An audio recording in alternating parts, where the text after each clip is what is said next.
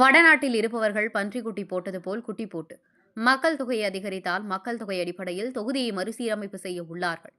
மத்திய அரசு அமைச்சர் தாமோ அன்பரசன் குற்றச்சாட்டு. செங்கல்பட்டு மாவட்டம் பல்லாவரம் தொகுதிக்கு உட்பட்ட பல்லாவரம் ரயில் நிலையம் அருகாமையில் தமிழக முதலமைச்சர் ஸ்டாலின் அவர்களின் 72வது பிறந்தநாளை முன்னிட்டு பொதுக்கூட்டம் மற்றும் நலத்திட்ட உதவிகள் வழங்கும் நிகழ்ச்சி நடைபெற்றது. இதில் அமைச்சர் தாமோ அன்பரசன் மற்றும் லியோனி ஆகியோர் கலந்து கொண்டு பொதுமக்களுக்கு நலத்திட்ட உதவிகளை வழங்கினர். அதன் பிறகு மேடையில் பேசிய அமைச்சர் தாமோ அன்பரசன் 25 ஆண்டுகளுக்கு முன்பு குடும்ப கட்டுப்பாடு திட்டத்தை இந்தியாவில் அறிமுகம் செய்தார்கள்.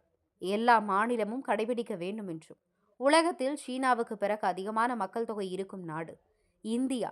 இது இப்படியே போனால் நாடு உருப்படாது. மக்கள் தொகையை குறைக்க வேண்டும் என குடும்ப கட்டுப்பாடு திட்டத்தை கொண்டு வந்தார்கள் என்றும், இதை தென் மாநிலங்களில் கேரளா, கர்நாடகா, ஆந்திரா, தமிழ்நாடு ஆகிய மாநிலத்தை சேர்ந்தவர்கள் மத்திய அரசு சொன்னதை ஏற்று கட்டுக்கோப்பாக இருந்து 1 மற்றும் 2 குழந்தைகளுக்கு மேல் யாரும் பெற்றுக்கொள்ளவில்லை. இதனால் ஜனத்தொகை குறைந்தது. வட மாநிலத்தில் இருப்பவர்கள் பன்றி குட்டி போட்டது போல குட்டி போட்டு மக்கள் தொகை அதிகரித்து மக்கள் தொகை அடிப்படையில் தொகுதியை மறுசீரமைப்பு செய்கிறார்கள் என குற்றம் சாட்டினார்.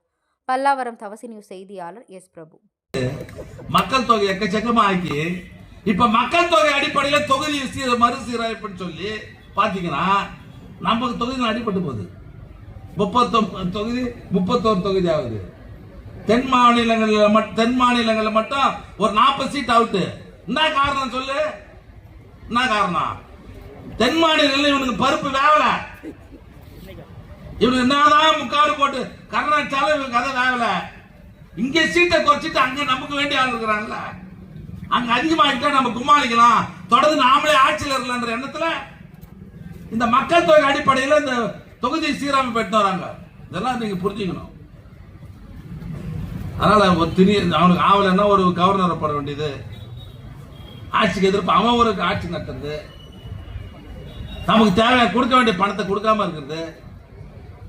கல்விக் கொள்கையில மட்டும் 2150 கோடி ரூபாய் நம்ம பணம் தரணும்.